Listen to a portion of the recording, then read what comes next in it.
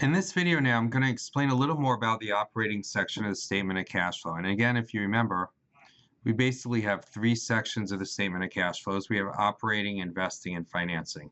And I'd like to go into a little more detail about the direct method versus the indirect method, and also talk about what goes in a couple of tricky items that could seem that go and where they, basically how they go and why, or where they go and why. So here we have, this is adapted from Coca-Cola. It's interesting. Coca-Cola is one of the only companies that does direct method. And the way the rule basically works is that the indirect method is always required, and the indirect method is shown here below. I shouldn't tell you that because it's a question later. But the indirect method is shown below, and the direct, which starts with net income, and ends with net cash from operating activities, and then reconciles the two. The first one is depreciation expense, remember? The direct method statement is a list of cash flows. Cash received from customers, that's like revenue, remember? Cash paid to suppliers, that's like cost of goods sold. So here you can see the two side by side. The top statement is a direct method statement. The bottom one is the indirect method statement. Now the thing to know here is that the direct method is optional, but the indirect method is always required. So what a company could do is they could either present just the indirect method, which is what most companies do, and a handful of companies present not only the indirect method, which is required, but also the direct method, which is optional. They give you both.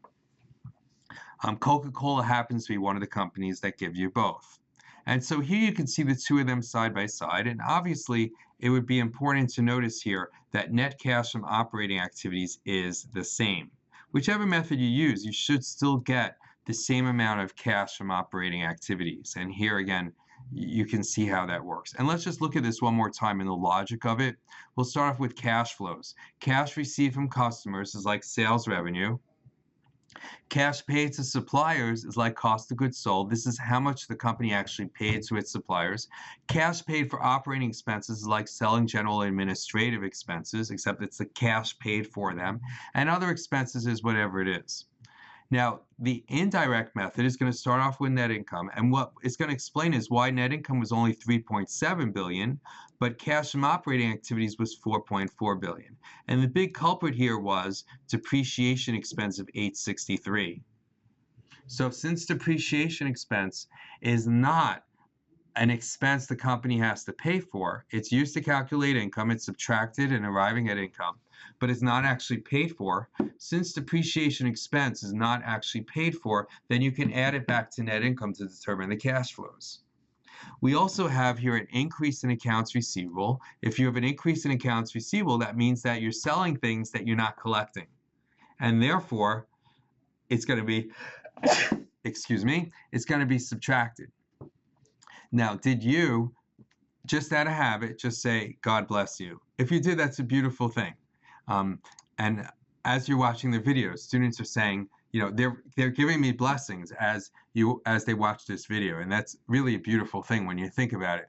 Anyway, increase in inventory would also be a subtraction because the inventory is, in other words, what happened was the company's inventory level is increasing, and that's soaking up the company's cash flow. An increase in accounts payable means that the company is not paying its debts as quickly, so that's going to improve cash flow, and therefore it's added. A decrease in accrued expenses. Accrued expenses are expenses the company has not yet paid for, and therefore they're a liability.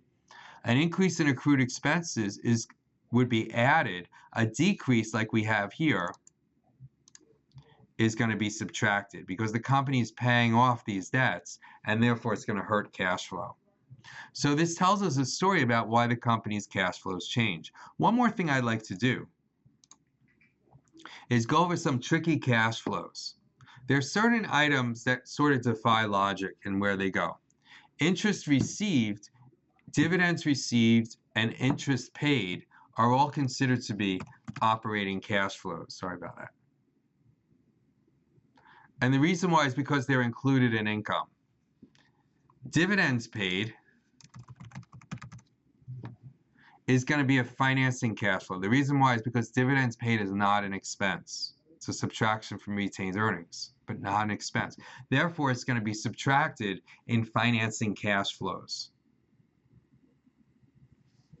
Now, in international GAAP, this is a little different. In International Financial Reporting Standards, interest received in IFRS International Standards could be operating cash flows, or it could be investing cash flows. It's up to the company, because interest is on assets, long-term assets, right, non-current assets, and non-current assets are investing activities. Same thing with dividends received. Dividends received in international accounting can be reported as operating cash flows, or they can be reported as investing cash flows, because you get dividends on investments in non-current assets, therefore it goes in investing activities. And international accounting lets you choose. Interest paid in US GAAP in the United States is always operating cash flows. In international accounting, interest paid can be an operating cash flow, or it can be a financing cash flow, because the interest is on long-term debt. Long-term debt is financing activities. And dividends paid one way or the other is always going to be financing cash flows. So now, pause the video and answer the questions that are shown, and then continue. Okay, great. You answered all the questions. Let's go through them now. The indirect format of the operating section starts with net income. And statement A, that's this one here,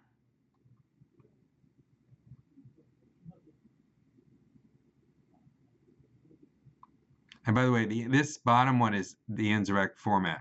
Statement A above, which is the direct format, reports net cash from operating activities using the direct method, whereas statement B uses the indirect method.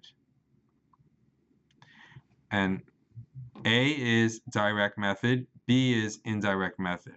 The direct and indirect methods report the same amount for net cash from operating activities.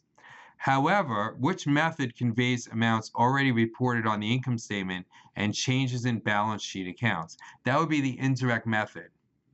Whereas which method reveals new information not found on other financial statements? That would be the direct method, because it tells you cash received from customers. That's nowhere else. Depreciation expense is already on your income statement. All these things can be figured out.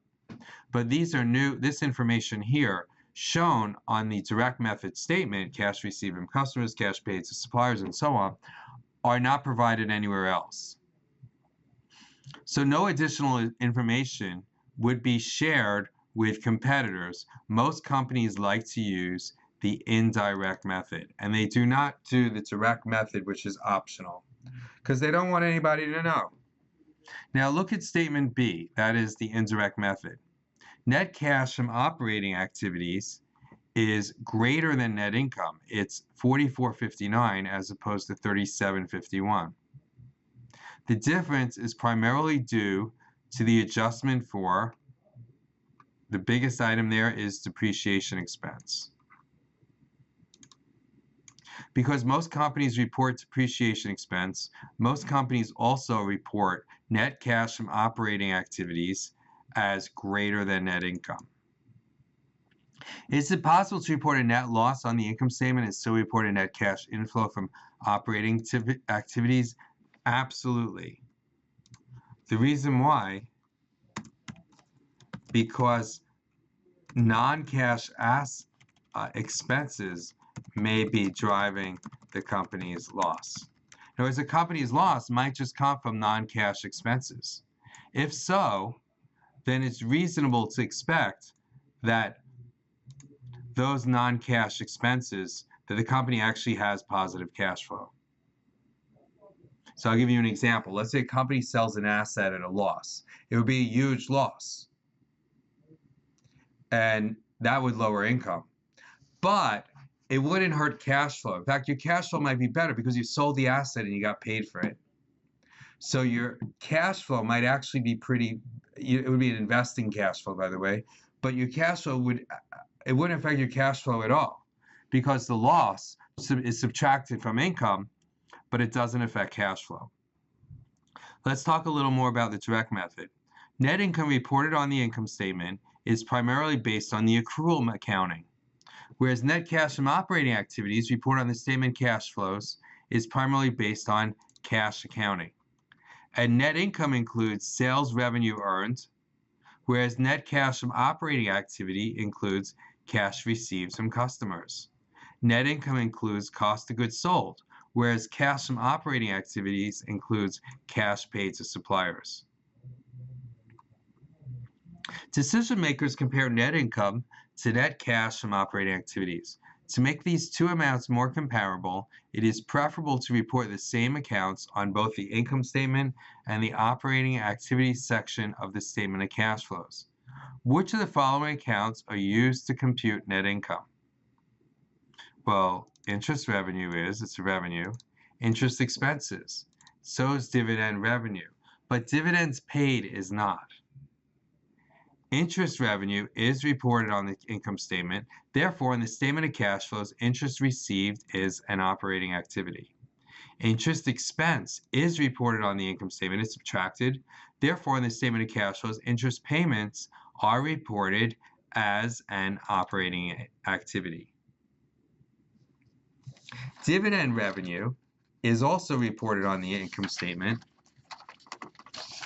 Therefore, on the statement of cash flows, dividends received are reported as operating activity.